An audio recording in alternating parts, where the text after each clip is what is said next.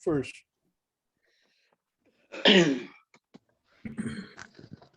Erace was founded to promote discussion of the difficult issue of racism in a supportive environment. We don't attack anyone. We let people speak without being interrupted. And when you get on the list, you have 2 minutes of uninterrupted time. People are allowed to raise two fingers to ask a clarifying question, which has to be clarifying something you spoke and not introducing a new topic. So I will comment about the article in my opening after everybody introduces themselves. So Phyllis, do you want to go first?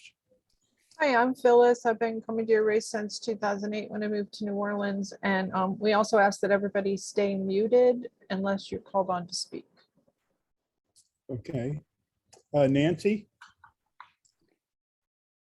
Good morning. My name's Nancy. I've been coming to Erace since June of 2007.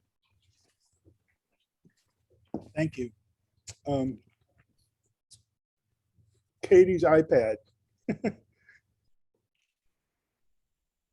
I'm sorry, I forgot your Hi, name. I'm Kate Robinson. This is my first year with Erace, and I'm coming to you from Northern Kentucky, right outside of Cincinnati.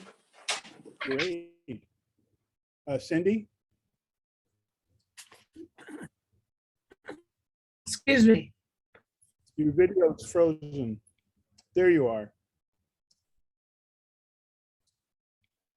What's that? It's hard to get going some mornings. I'm been in New Orleans a long time, but I just been about 4 years ago. Knew about it when I lost her name now. I'll tell you in a minute. Anyway, I'm glad to be here. I find these discussions valuable and hope to continue for a long time. Thank you. The name Cindy was looking for, we got introduced to Erace by Walterine and Dennis, and we really missed their presence. Marion? Many years. Good morning, everybody. My name is Marion Lagarde. I've been attending Erace discussion since June of 1993. And I'm happy to see everyone this morning. Dennis mentioned Walterine and Dennis. Walterine and Dennis live 4 doors down from me, and I talk to them at least once a week. In fact, I talked to Walterine yesterday. She said when they get themselves together, they're gonna try and attend the Erace discussions. So very glad to be here. That's great, thank you. Lori?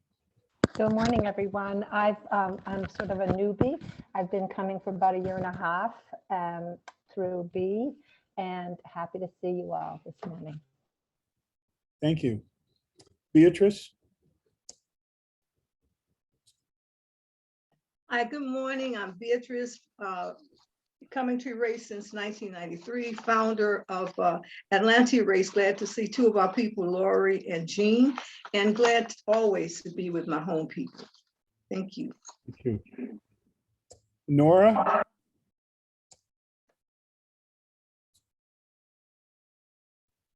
Nora, unmute. There you go. Trying. I've only been, I'm Nora. I've only been coming to Erace a couple months now. I'm in Austin. And let me just say that I'm having difficulties with internet. And so I may switch over to an iPad. And so just please be patient with me. Thank you. I was up last night. I was up fixing my video, which is broken. I was on the Apple support for a long time, but I got it to work so you can see me. Jean, I'm sorry. Yes, I'm Jean Walker from Silver Spring, Maryland, and I've been with Erace Atlanta for several months. I can't remember the time. And I've just been attending the New Orleans group for about 3 months, I guess.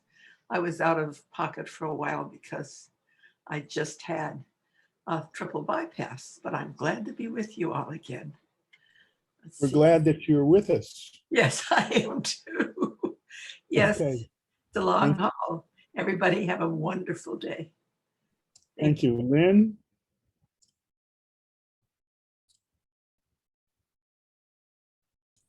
I hope you're saying Lynn with an L.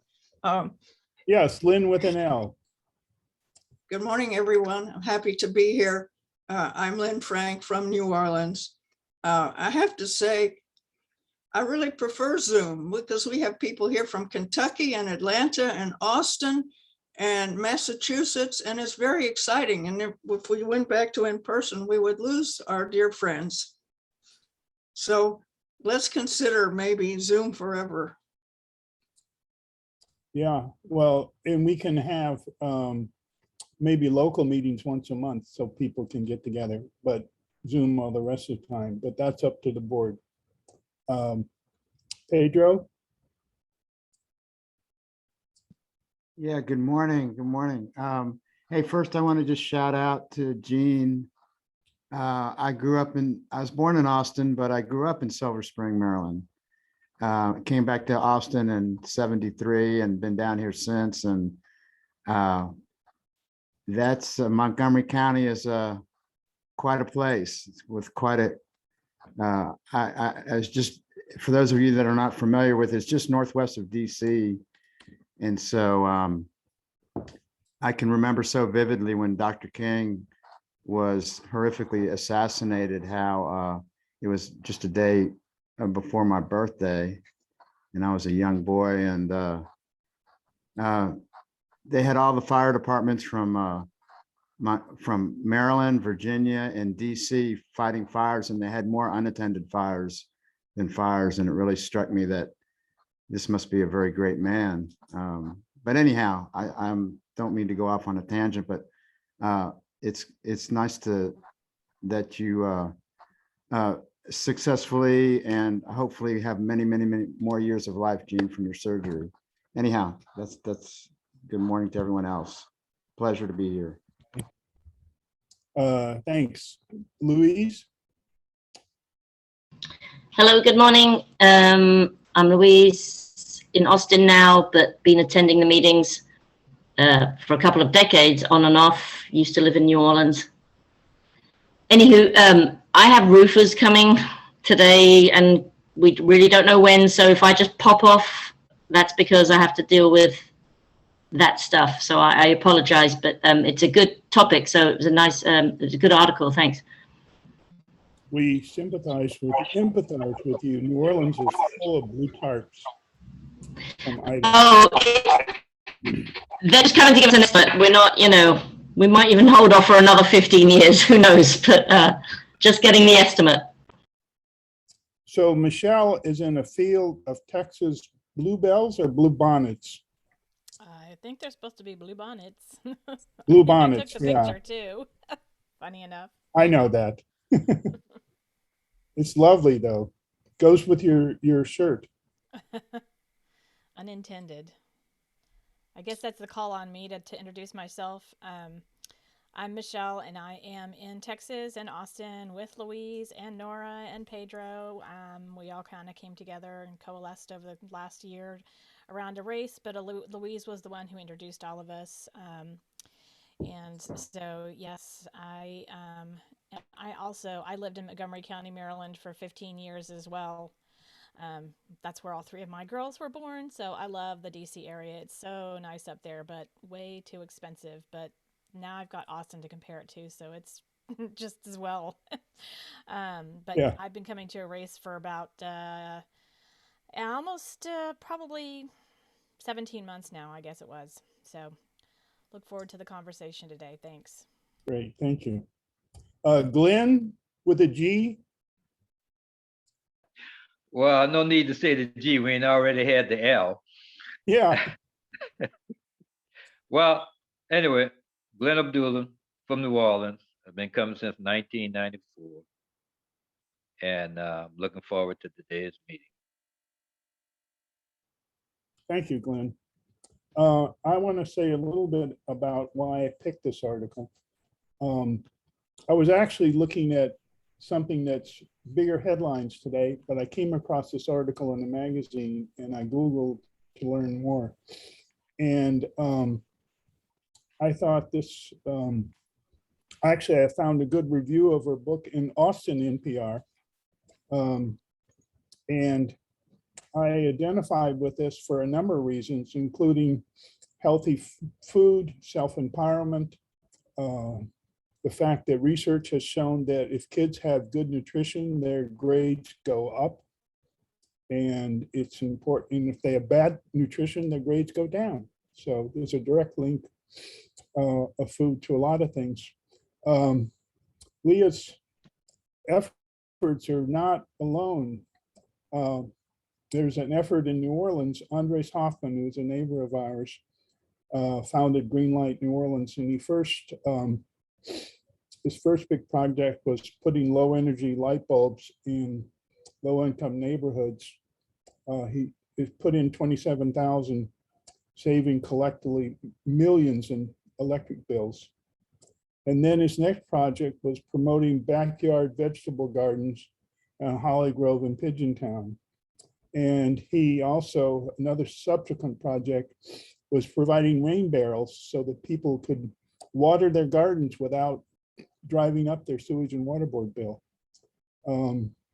And Cindy pointed out an effort in North Carolina, and I put the links in. An African-American 7th grade teacher was able to buy 12 acres of farmland, and he established, I may pronounce, Sankofa Farms. And he's opened up, which it targets African-American youth ranging from ages 11 to 17 to promote agriculture-related professions and improve career readiness skills and school performance because kids are getting healthier food. And finally, there was a nice paragraph on an academic who's studying West African agricultural techniques. And my daughter, who's an anthropologist, has been studying indigenous farming in South Africa, specifically the rooibos tea industry, which is a native plant that doesn't require massive irrigation like citrus and other crops that people want to introduce, so that the indigenous farmers can continue to harvest and participate in this form. So I look forward to this article, a discussion of this article. I think this is a good move for multiple reasons. Better food for kids, better participation in agriculture. And so the list, oh, and I put links to the 2 North Carolina things in the chat. Louise, you're going to start off the list. Oh, let me get my phone out. Go ahead. Go ahead and start that. Sorry. Okay, so my takeaway was this passage. We don't always understand enough about all of the things that enslaved people built in the US. It's not just brute labor, it's not just brawn. This is technology, this is ingenuity, this is engineering, this is hydraulics. It's all rooted in West Africa. I thought that was a good paragraph. And as far as nutrition and education, oh my gosh, yes, of course. Nutrition is extremely important in brain health, which would help, and also with, you know, as a teacher dealing with ADH, it's also very good, you know, to calm the body, to have good nutrition instead of all these sugary stuff. But anywho, I could go on about that forever. But that was an interesting article, and yes, it's not just, you know, enslaved Africans coming over and picking corn and stuff. They basically grew this country, built this country, grew this country. So I'll leave that there. Thanks. Okay, next, Phyllis. First, I was also struck by the quote that Louise read, but also by the idea that some Black people might look at farming I as see Nancy and Beatrice. something traumatizing that, and if somebody took it on, they might be considered going back to the plantation. I was really taken, it's not something that had ever occurred to me. And there's a program on Netflix called High on the Hog that's got one season, I think 4 episodes that I watched. It's going to have a second season that talks about how African foodways influenced the food of the United States of America. And they also spend a lot of time in Africa. And that part was the best part. I wanted to go there and eat some food. But it's a really good show, really educational. Thank you. Thank you. The last time we were in Seattle, we stayed in, it had a home exchange in a predominantly, Glenn, I see you, African neighborhood, and we ate at a Ethiopian restaurant, but they had Senegalese and other African countries represented. Okay, Nancy.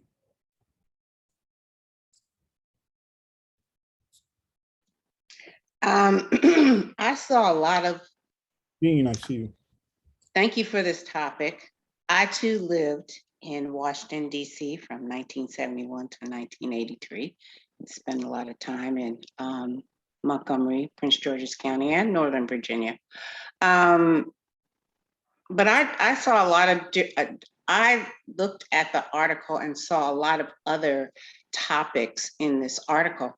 I saw, what stuck out to me were the food deserts that are very prevalent in a lot of cities, in New Orleans in particular. And I don't think that these food deserts are accidental. These food deserts are created by design. These food deserts, I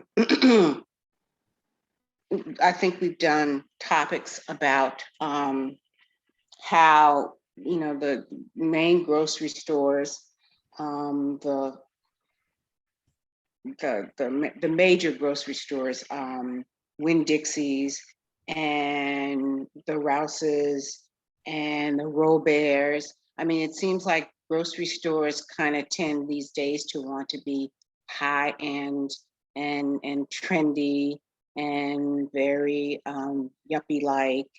And the Food Lions, I'm trying to think of some other one. Giant was big in DC, Food Lion and Giant. And I kind of remember when I first moved to DC that certain neighborhoods, that the grocery stores just started disappearing, you know, and they are replaced by things like Family Dollar, Dollar General. And I just feel like that it's systematic that healthy, fresh food is not being offered in low-income neighborhoods. Also, I'll get back on the list too, the plight of the Black farmers, which I do know personally a story, which I'll tell you, a Black farmer that I knew in Georgia. And I'm trying to think of the name of the little place that he was from. There's a college there. And I'll get back on the list to talk about the Black farmer plight, which is heartbreaking and tragic. When Trump put $8 billion into agriculture to counter his tariffs, I see you, Louise. None of that, it mostly went to conglomerates that are foreign owned, and none of it went to Black farmers. You're absolutely right, Nancy. I forgot in my opening, I'll say one more thing. I was struck, no matter what the topic is, you find racism everywhere. It's so pervasive. We've looked at criminal justice, healthcare, education, and now agriculture. It's everywhere. Beatrice.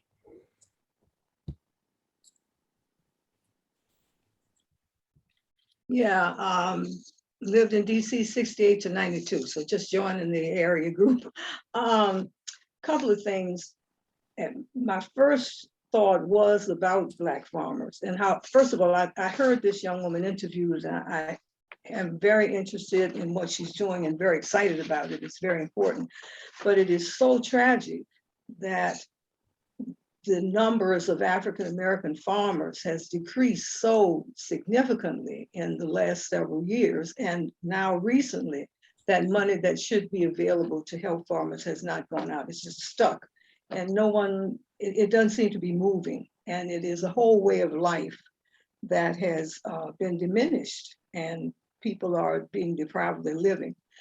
The other thing, I also, Phyllis, was interested in how in the hall, the guy Satterfield was interviewed very recently. And one of the important things that, one of the, I thought, very significant things that he said had to do with what he called Carolina gold, which was rice. That it was the African enslaved people who they intentionally went to get to raise this Carolina gold because they knew how to farm rice.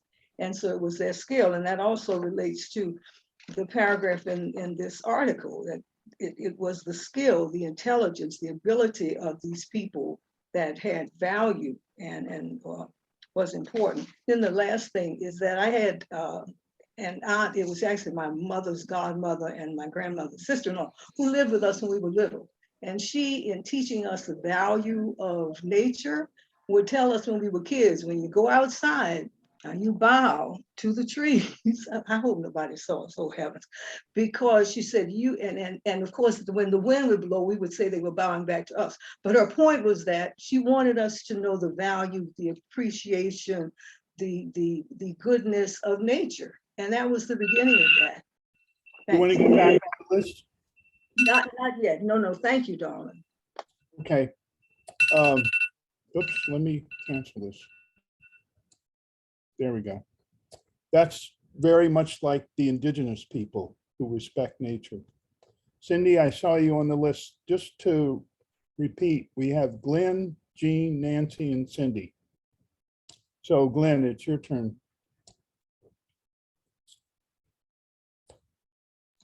And Louise. And Louise, sorry. Okay. Wait, I'm going to start you over again, Glenn. So I started the 2 minutes over again. Thank you. Okay, great. Well,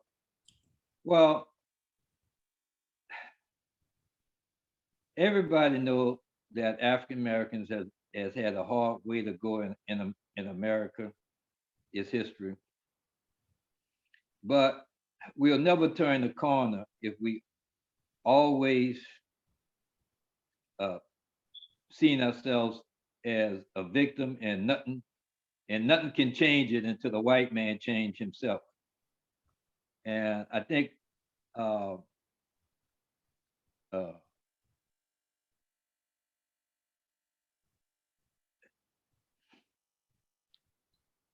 it is the idea of being a victim, and you never can, if you take that kind of spirit, you never can do anything about it. And I think there's many things that we can do about our plight. You can't blame everything that is happening to us on the white man. Now you take, for instance, about the food desert.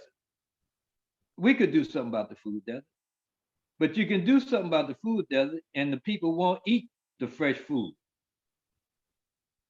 You know, one time when they doubled the food stamps during the pandemic for the poor,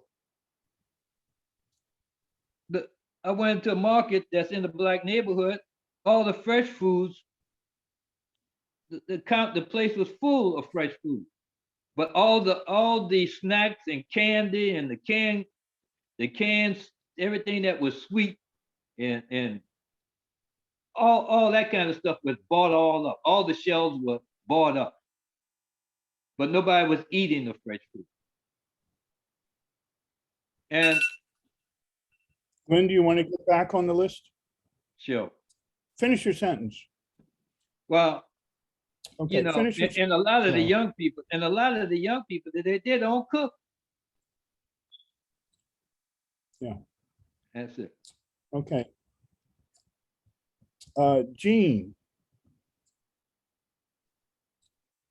Okay, well, my comments were going back to those of Beatrice and Nancy with respect to the plight of the Black farmer.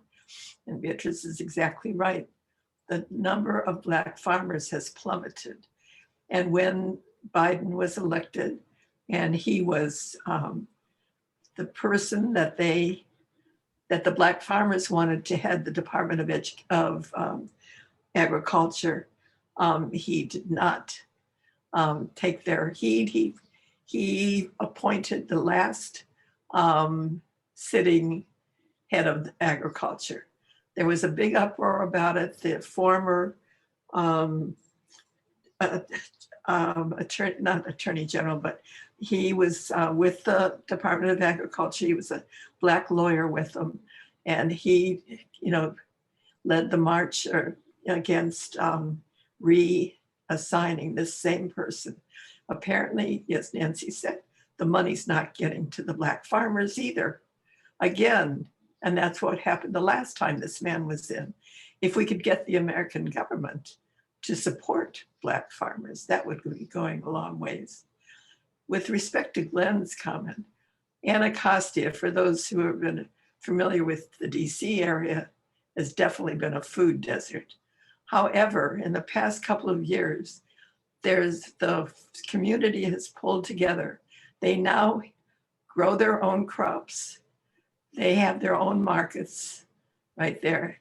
And Glenn's wrong. People buy them. They tend the crops, they eat the food, and they are very happy to have that.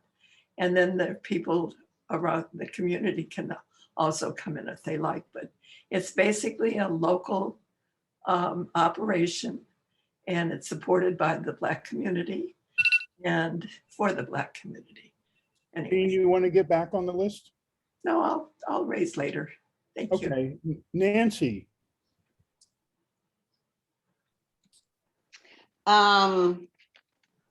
The area that I was speaking of, where this happened, and I'll tell you this story, is Fort Valley State College in Fort Valley, Georgia. Someone that I grew up with had a family in Fort Valley, Georgia, and they died and left them a farm in Fort Valley, Georgia. So they went down there and they took over and they became one of the Black farmers. So they would keep me informed of what was happening. And apparently the Black farmers did a march on DC. I can't remember exactly when, but it was recent, like in the 2000s. It must have happened. The point was because they weren't getting the subsidies that the white farmers get, okay, to be able to sustain their operations, okay, and be able to make a profit. But what happened to this person in particular was they bought a tractor. They became, I'll tell the story. They bought a tractor and they used the farm as collateral, all right? And then the bank called the loan on the tractor and no one would refinance the tractor.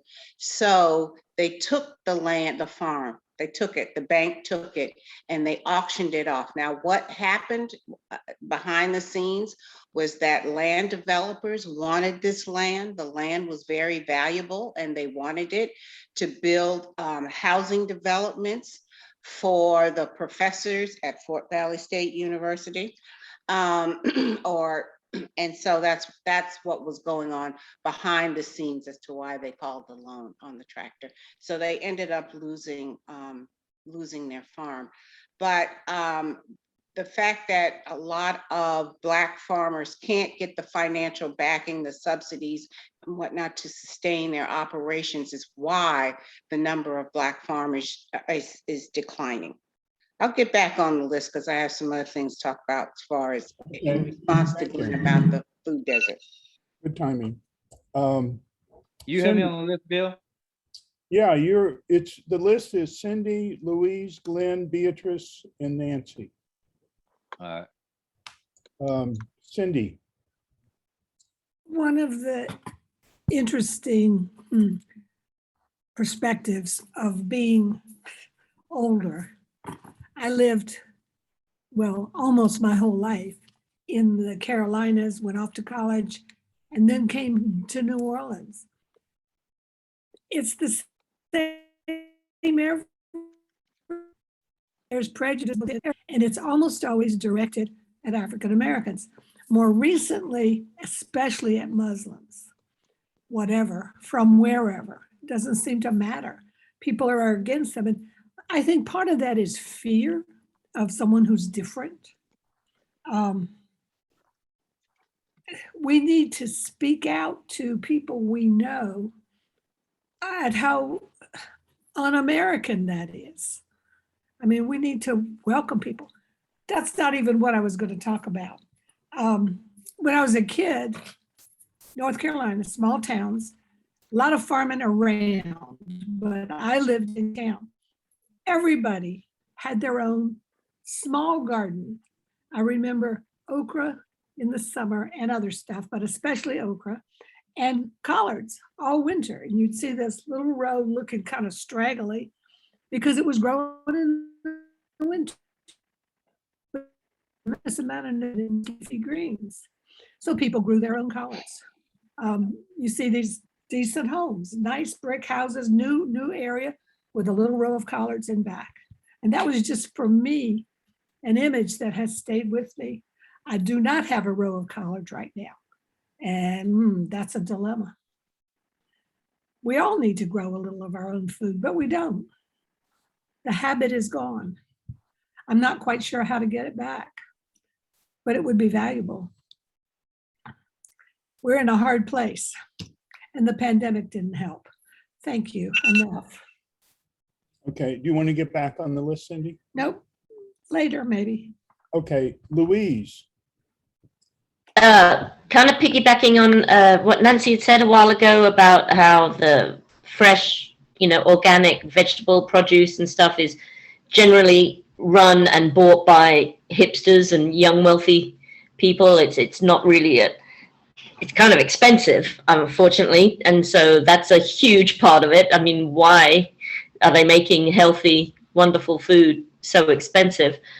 Which leads me to, and I don't know, we've heard of environmental racism. We've talked about that before, but I'm going to add something, culinary racism, where they put McDonald's and fast food places near projects and poorer income housing to make that easier and fast for mothers or single parents, but mostly mothers who are, don't have time, whatever, to prepare food, and so they feed their children really bad food, which McDonald's is bad food, and then that starts thus the cycle of anyway. Sorry, I have very my thoughts are all over the place. I was writing down things. Glenn, you say people stop being victims. I mean, they're not. Some are. Yeah, some live to be victims in all colors of skin, but I think they're just seeing it how it is. So yes, of course, and again, it always comes back to you, Glenn, that we're always talking about pulling yourself up by your bootstraps. I don't know, it's impossible, as we've already established that pulling yourself up by your bootstraps is impossible, but I feel that, I don't think we should condemn people who are in this situation, that everything is against them, and it's obvious, from politicians down to everything. It's a trickle-down effect of leaving African Americans and Native peoples out of being able to succeed. It's just a fact. Do you want to get back on the list? Yeah, maybe. Yes. Okay. Glenn, it's timely. You can offer a rebuttal if you want. And Pedro is Pedro. waving I his see finger. Pedro too. Well, I'm gonna go back to the food desert first. You know, because you have a sample of people in Washington, D.C. growing their own food, that sample, I guarantee you, it's not supplying 5% of what is necessary to feed the population, the African American population that needs it. Just a group of people that have consciously came together and did something. And we can do that. We can solve our problem, but getting enough of us together to do something is the problem. When people don't respect leadership anymore. You know, when we respected leadership, we could get many people together, like Martin Luther King. He got many people together when we respected leadership. But people today reject leadership. And like I say, if I ever get married again, I better marry a woman that's at least 60 years old. So because these young people, I'm gonna have to do the cooking for them. My time about out? You got 30 more seconds. All right.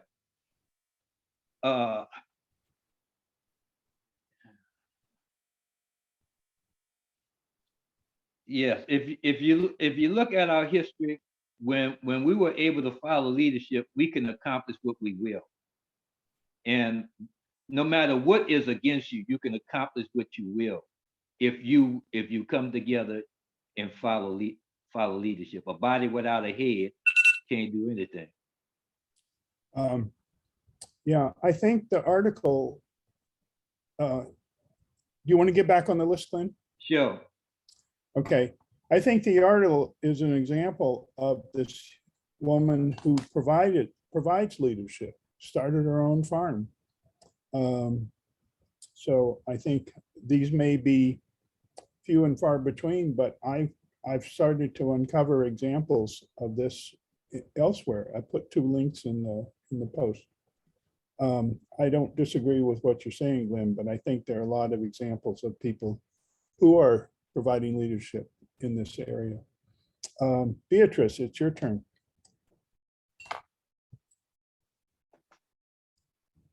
Did you see Louise for a clarifying question?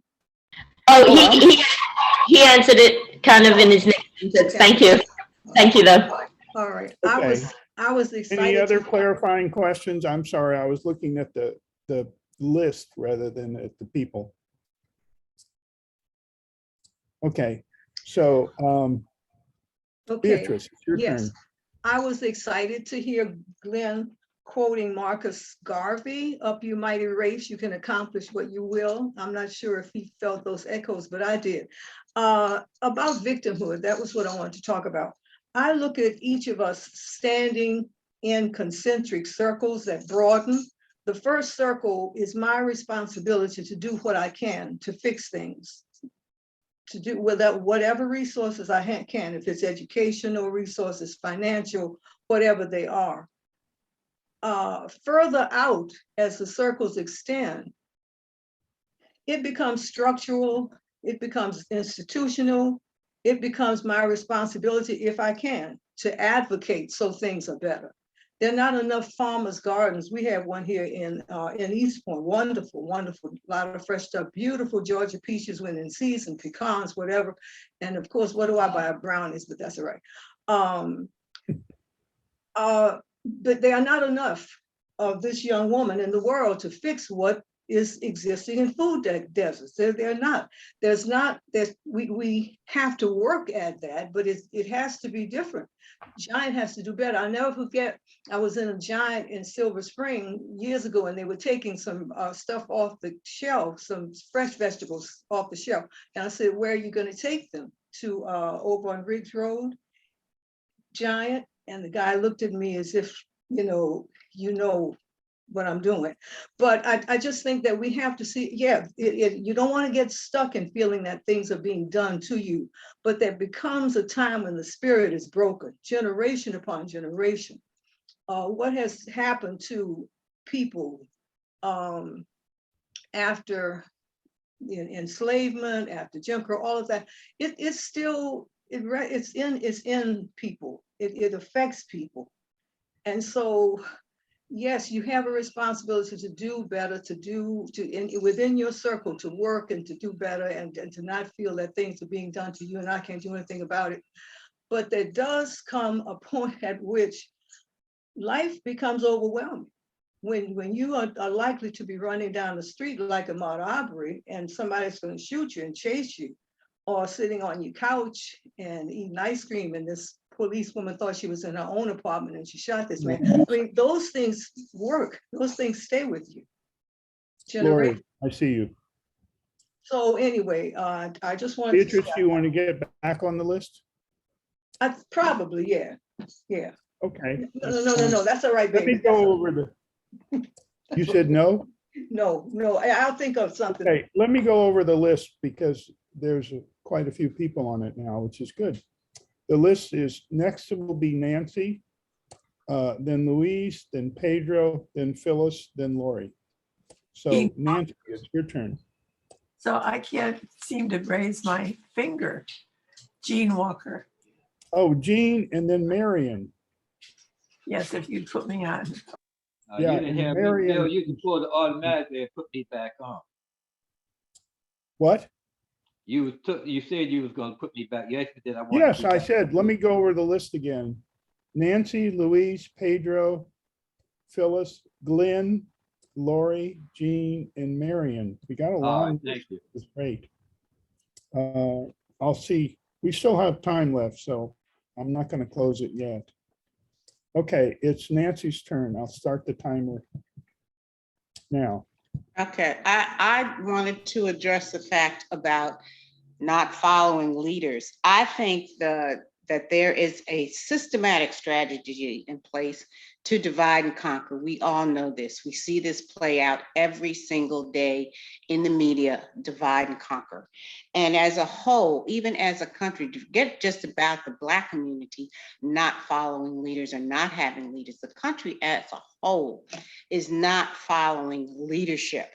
We can't even come together on the vaccine to get our country out of this pandemic, all right, much less filtering down to individual community, individual groups in this country that need to come together to advance themselves. So as a country, as you can see, we can't get the supply chain together. I mean, people are boycotting, they don't want to go to work because they are tired of being oppressed on a job and working for minimum wage, and they can't make ends meet. They got to work 2 and 3 jobs just to make one decent job, to be able to afford the inflation and the high cost of living in this country.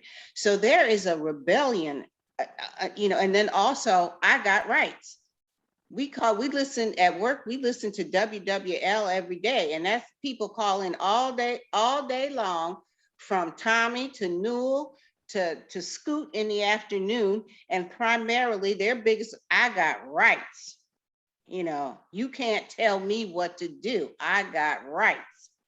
Okay, nobody wants to come together and sacrifice their individuality for the greater good of themselves, of a group, or of this country. So when you're talking about we don't have leadership in the Black community, that's a microcosm of the entire country. And the country needs to come together as a whole. Thank you. Nancy, you want to get back on the list? Of course I do. Okay, I want to take a second to follow up with what you just said about I got rights. As we said, a meme, when the white settlers came to this country, they said, I got rights. The indigenous people said, I have responsibilities. And sometimes there's workers who park in front of our driveway and we ask them to move. And whenever it's an African-American worker, they're very apologetic. We don't do it in a rude way. We just ask them politely to move. They're very apologetic and they move. They take responsibility for what they did. If it's a white worker, they usually give us shit and lip because they have rights to park wherever the fuck they want. Sorry for my language. Anyway, I'm sorry to interrupt, but I couldn't help doing that. Louise, it's your turn. Just echoing the last statement that Nancy said, that, yeah, we are way too selfish to even participate in anything. Human nature, you know, it's getting worse and worse and worse. And yeah, I feel a bit doomed that there will be any joining to get things changed for the better. But anyway, as a side note, this is kind of anecdotal, and it's also about vegetables. I remember the guy from around Mid-City, I cannot remember his name, used to drive around in a truck and sell vegetables and used to yell. Mr. Okra. That's it, Mr. Okra. That's right. And yeah, amazing. Good price, fantastically fresh vegetables, and just so wonderful. That's all. I miss New Orleans. Well, he's dead, obviously, but I miss New Orleans anyway for all kinds of things. That's it. When I was a kid, sorry to all these interruptions, but when I was a kid, Black women would come down our street with baskets of fruit and vegetables, singing, and my mother would go out and buy stuff on the street. This was the 50s. Well, that was just what Mr. Oprah did. Bill, do you want to get on this? Pedro, it's your turn. Yeah, so what's so amazing about these meetings is you get on the list and then by the time it gets to you, there's 5 new things that you want to respond to. Anyhow, what occurred to me really comes from what Nancy brought up earlier at first, and it was really, I can remember a speech by Malcolm, and of course, this is all the way back in late 64, early 65. But he talked about how in Harlem, food costs more than in Park Avenue. So it's not just that there is no food or good choices, but the cost itself in the inner cities is extraordinary. And I thought what Beatrice said was really important about the spirit broken. It's not a matter of people not taking personal responsibility. I think it's really important to acknowledge that everyone has to take personal responsibility, no matter where they find themselves in life. I think it goes to Beatrice's concentric circle thing, that the first circle is doing the best you can with what you got. And, you know, you need to always commit to that. But it's not one or the other, it's both. The social irresponsibility that's reflected by COVID, among other things, where you have an acceleration of the wealth disparity during COVID. Think about that. That tells you about the system that is so inhumane and so alien to our very species being. And people are trying to adapt to that, and they do it in different ways. And like Nancy was saying, you know, if I can get money from the government that's equal to or close to what I can do by working 2 or 3 jobs at the same time, then those incentives and disincentives reflect a profoundly corrupt system, not a lack of trying. So Pedro, do you want to get back on the list? Yeah, I'll get back on the list. Okay. I'm going to review the list now. We're getting close to closing it, but not quite yet. The list is Phyllis, Glenn with a G, Lori, Jean, Marion, Nancy, and Pedro. Okay, so Phyllis, So, hi. First, I have a different take on leadership. There's a couple things. There are people who are following a leader. It's just a very bad one. And we won't name him because we don't need to. And in terms of social justice, civil rights, etc., all kinds of justice, human rights movements in this country, there are a number of leaders. A lot of them are women. And maybe that's better than a centralized leader because we tend to kill them. And if there's multiple leaders and one goes, it doesn't destroy the whole movement.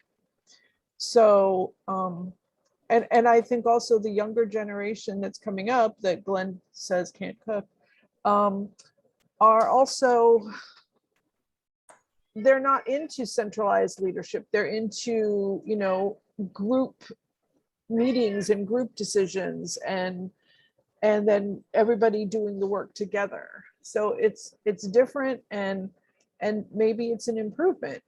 And maybe it'll take over the world. I Googled community gardens New Orleans and 10 came up on a map. So, and I think there are more people gardening in their own properties than we realize. They're providing their own food for themselves. One of my favorite authors lives here and they have their own garden. And yeah, I think I feel a lot of discouragement sometimes about the way the country's going, especially like Nancy said, in terms of how people have responded to getting vaccinated or not. But I also have some hope. And just, I hear the bell, one more thing. I hope, Glenn, that if you do marry again, you marry someone at least 60, because otherwise it's gonna look kind of funny. Don't marry too young. Thank you. And it's your turn again.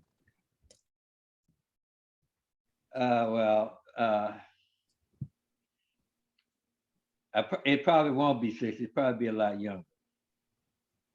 But I'll send her to cooking school. Oh, Now, I think different than any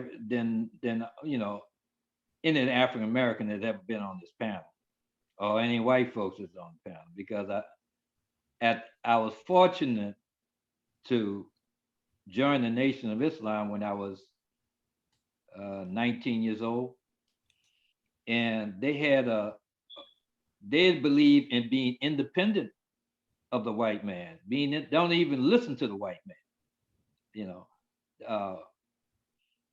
and to follow African American leadership. And we had leadership, we didn't just have one leader. We had many leaders. And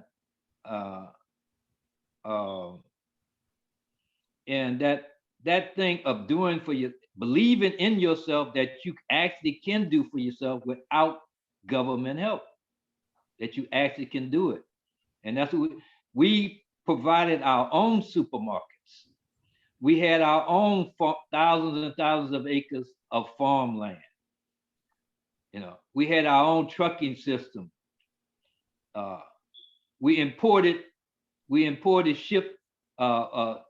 fish from Peru, shiploads of fish from Peru. We did all kinds of things that was what we call nation building. And it wasn't it wasn't perfect. It didn't have all the ideology that was necessary to be complete. But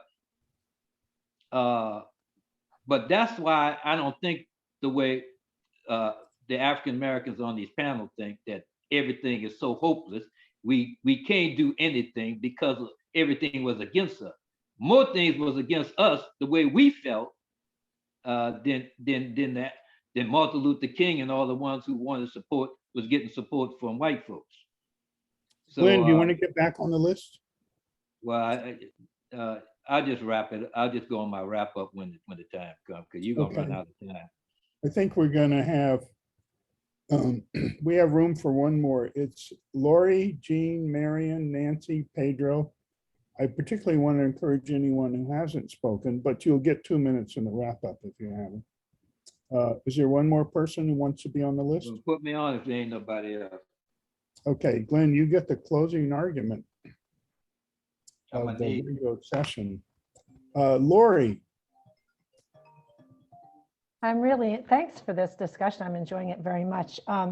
So I'm in Atlanta and I'm coming off the heels of having attended this great performance last night called Hands Up, and it's put on by Spelman College, and it talks about the African American experience through all the issues. It was fabulous.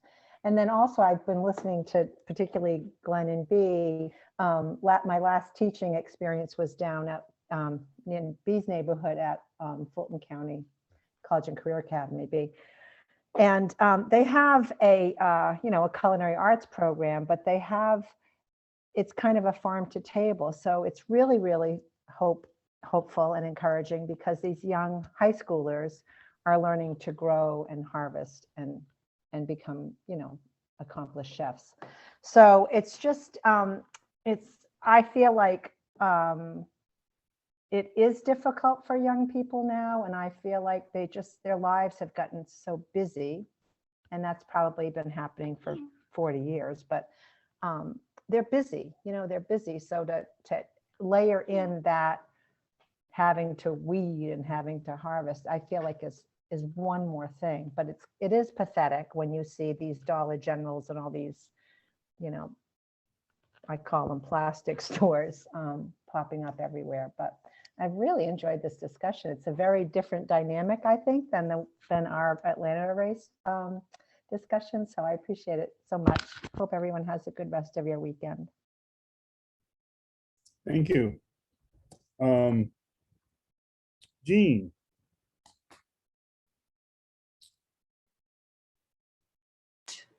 Somehow, am I unmuted yet? yes, we can hear you. Oh, okay. So I have a friend, a Black woman farmer. She has her property down it's below Richmond in Virginia. And she makes an effort whenever there's ever any property owned by Black farmers or by Black people, African Americans in the area, make sure that they require that property and include it with her own. And she has a plan for people to come and live on the land, and she grows crops on the land, and she's got people who come in and work with her on that. And so that's just, there are other people who are doing similar things all over the country. And if you look in the chat, I just looked up this article, and that's what someone put in the chat. And it's a relief bill is most significant legislation for Black farmers since civil rights. It's part of Biden's program. $5 billion would go to Black farmers. And it's a Washington Post article from March. I highly recommend it.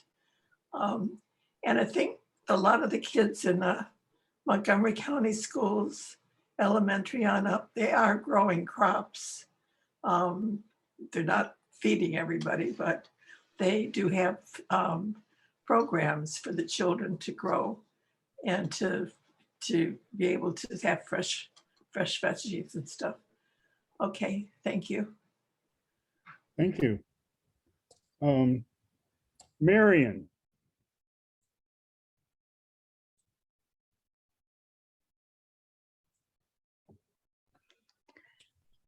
Okay. This is a picture of my grandmother, my maternal grandmother, Mary Eliza Stansbro Nichols, who was born, raised, and died in a little town in northern Louisiana called Tallulah, northern Louisiana. I forget the name of the street. She had a big backyard behind her house. This isn't the house that I remember visiting her in. It must have been, as you can see, this is when she was a younger woman. But because of her, my sisters and my brother and I, to this day, will eat any vegetable from asparagus to zucchini, because she had this vegetable garden behind her house. She grew tomatoes, sugar snap peas, cucumbers, corn, and she had a big fig tree. And she preserved the figs sometimes, and sometimes we just ate the figs for breakfast with toast. So because of her, I love vegetables, and you won't have any trouble getting me to eat vegetables. And I thank her to this day because I really love vegetables.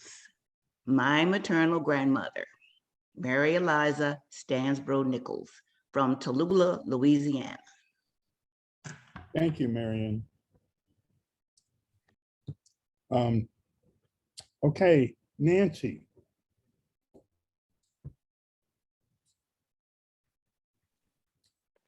I just wanted to kind of rebut to Glenn that I don't think anyone here feels hopeless or victimized. Well, maybe not victimized to the point of hopelessness. Okay, I don't think that that is the issue. I think one of the reasons that we come here and we share these things is an exchange of information, because I have had people tell me that I didn't know that. You know, if we share our stories and we share articles and we share information that goes on, that is part of what we're doing here, is sharing information. One of the reasons that we come here is to learn different things and to hear other perspectives about things, because a lot of times we get locked into our own viewpoints and really don't consider, if we have no reason to experience someone else's viewpoint, you don't know. You know, I've learned a lot through the conversations and the statements from Bill, the other Bill, from Paul, from various white men about white men's thought process and experience. There is no way I can know that. I am not a white man. So I don't think that we're here to proclaim that we are a victim, or that it's hopeless or we can't get anywhere. We're talking about the things that are out there that prevent people from succeeding, that it is systematic and systemic in this country and put in place so that certain people don't succeed. But there are people who go beyond that and succeed in spite of, and they're out there doing it every day. And it may not be to the extent that you feel is acceptable, but they're doing it to the extent that they feel that they can survive. And that's all I want to say. Oh, 2 Good minutes. timing. Yes, Nancy, I learn something every day too. Every time, every meeting, and I learn, among other things, what Black women think. And I appreciate everybody's comments. So Pedro, and then Glenn, and then we start the wrap up. Yeah, so I think feeling victimized versus feeling exploited, I think is kind of what Nancy's speaking to. You know, being treated unfairly as a race and acknowledging that is different from suffering from a victim mentality, like it's a weakness or something. It's an acknowledgement. And empowerment cannot happen without the acknowledgement of the reality we find ourselves in each day. But I really got back on the list because I wanted to commend the article. This is a beautiful article about farming, about the mixture of salt water and water that kills the weeds but doesn't kill the rice. I mean, that's phenomenally insightful. And I think the other things in that article that you talked about, the marigolds, I just think the more important thing too is the sliding fee, right? She's selling her produce in a way that the people that have more resources can help people with less resources get properly nourished. And that's the species being of our soul that is alienated by this systemic system of racism and everything else that alienates all that. That's really all I wanted to say. Thank you, Pedro. That's great remarks. Having a sense of responsibility rather than a sense of right is important. Lynn, you get to close out the discussion. Yeah, well, what I'm trying to convey is experience that most African Americans don't have, is seeing what, when people come together, poor people come together and change their circumstances on their own, pulling themselves up by their own bootstrap. And when I say pulling yourself up by your bootstrap, you know, some educated people in this group believe that means you literally gonna grab yourself by some kind of bootstrap, pull yourself up. It's just it's symbolic. It's an allegory, meaning that use your own resources. And for you to tell me I don't have no resources, you know, you're an enemy to me. To tell me I don't have no resources to pull myself up with, you know, because you telling me you telling me that defeatist to be put defeat in my mind, say I don't have no resources. We have plenty of resources, and we got plenty of leadership. But when leadership speak to us, we don't listen. When I was under Elijah Muhammad in the Nation of Islam, and we trusted leadership. That's what we don't have today. We love our leadership. We love African American leadership. No newspaper or no white man could say something about our leader, and we was going to abandon our leader because they put dirt on it. So I'm just saying, African Americans in this group, they haven't had that experience to see what African Americans can do when they can come together and follow leadership. That's where they are lacking. Thanks, Lynn. Okay, as I recall, as I took notes, Deborah and Nora have not spoken. Is that correct? And did I miss anyone? Michelle, okay. Sorry. And Kate, You usually speak a lot, so Bill, I just, can you hear me? Kate also did not speak. oh, right. I remember calling on her, but that was for the intro. Okay, we got 4 people in this order: Deborah, Nora, Michelle, and Kate. You have the full 2 minutes. So Deborah? Hi, can everybody hear me? Yes. Yes. Okay, great. Yeah, I joined the meeting late. I'm part of the Atlanta group, and I was just curious about the topic because my family has some land out in Assumption Parish, and I lease it to a sugarcane farmer. And it's coming time at some point to figure out what to do with the land. And I kind of hate to sell it to him. He's white, of course. He's white. He's one of the biggest sugarcane farmers in Louisiana. And just wanted to maybe hear some ideas about which way to go. I'm not going to move out there and do any farming on it. But on the other hand, I hate to let the land, hate to have one more example of Black people losing their land. But that's all. I just wanted to hear what people's thoughts were. Thank you. Thank you, Deborah. Nora. I don't really have anything that I want to add. Thanks for all your comments, and Nancy, I appreciated your kind of summary of this group and why we come and what we can get out of it. Thanks, everybody. Thank you. Michelle. Yeah, I I have so many tangential thoughts on all this subject matter that I could go off on for many, many minutes. But I think whenever we talk about farming and, nutrition and things like that, it leads to many, many different conversations we could have. I mean, the one for me personally striking is the nutrition side of it. One of my daughters struggles with an eating disorder. And for those of you who don't know, but eating disorders are much more prevalent in the society than people realize. And that plays into a lot of, I think, the struggles that every person, no matter if they're Black, white, Asian, whatever, because it crosses all those boundaries, eating disorders do.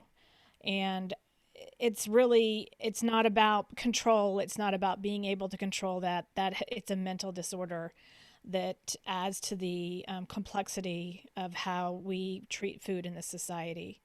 And so, and until I had a daughter who struggled with it, I didn't really think about it in those terms. And another aspect that's not brought up a lot is the fact that doctors are not taught much at all, if anything, about nutrition and counseling their patients about nutrition, and that plays a big role into it.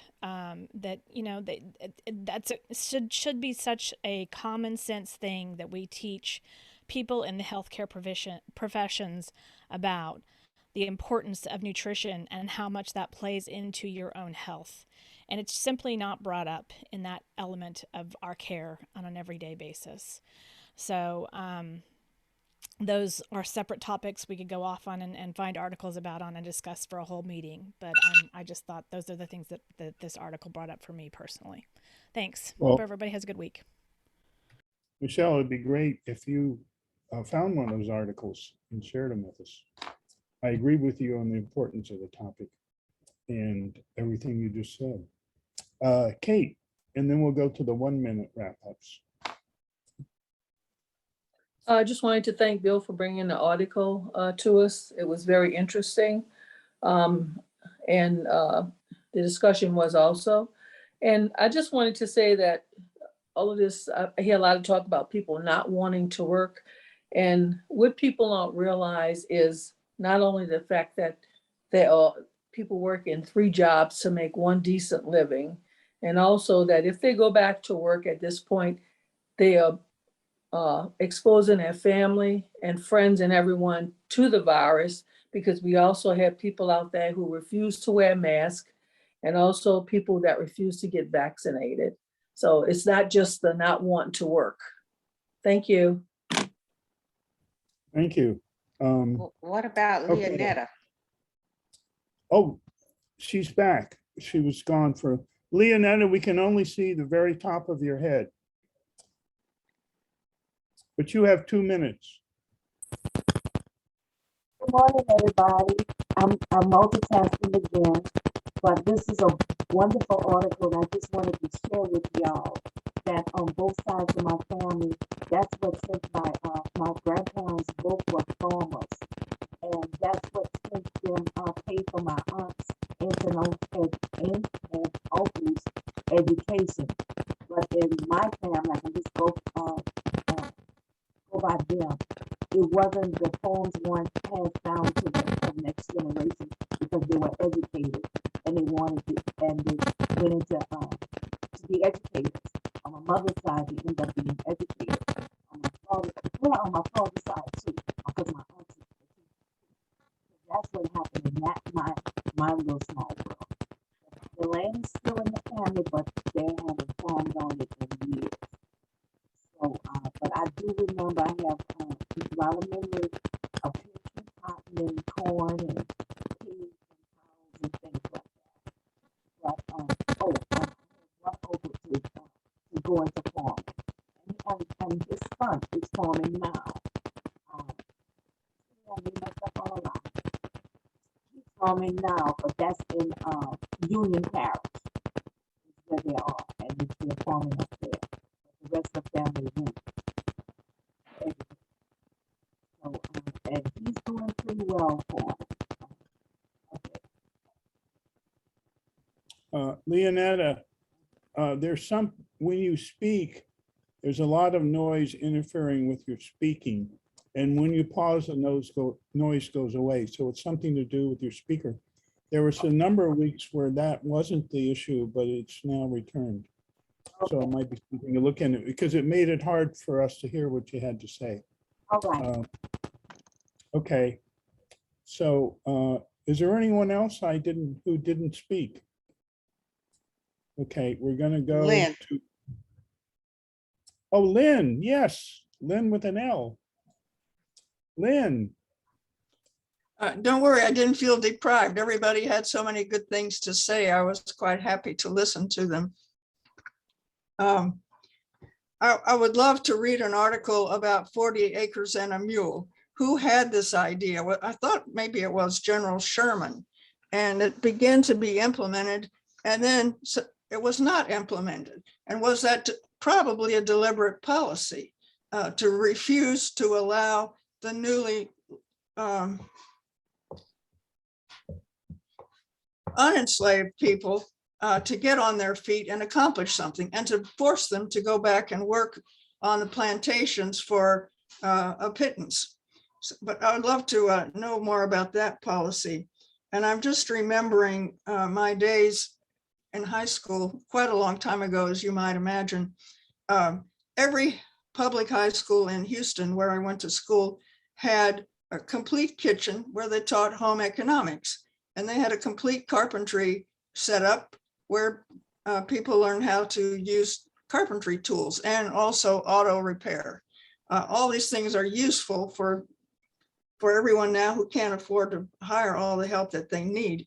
And our children could learn about healthy foods and how to prepare them. And I don't know of any public high school in New Orleans that has those facilities, especially not a kitchen. Once I did teach in Hanville High School, and they had a kitchen, but they weren't using it. And I borrowed it and taught some French cooking. And the students just loved it. My worst students became my best students because it let them shine and because they had so much to offer. We do have a culinary program at NOCA, but for all the children to learn to cook and have that opportunity. And why have we cut these things out of our schools? Because we don't want to spend the money. It's easier to have children be nailed to their chairs and listen and throw out workbooks. Thank you, everyone, and thank you, Bill. A great discussion and makes other thoughts come to mind. yes. So now we're getting to the 1 minute session. And Phyllis, and then Nancy. So I think this Phyllis, was you have a minute. yeah, I know. Thanks. This was a really interesting Can conversation. you hear me? Yeah, can you hear me? We'll come back to Phyllis. You can't hear me? You can't hear me.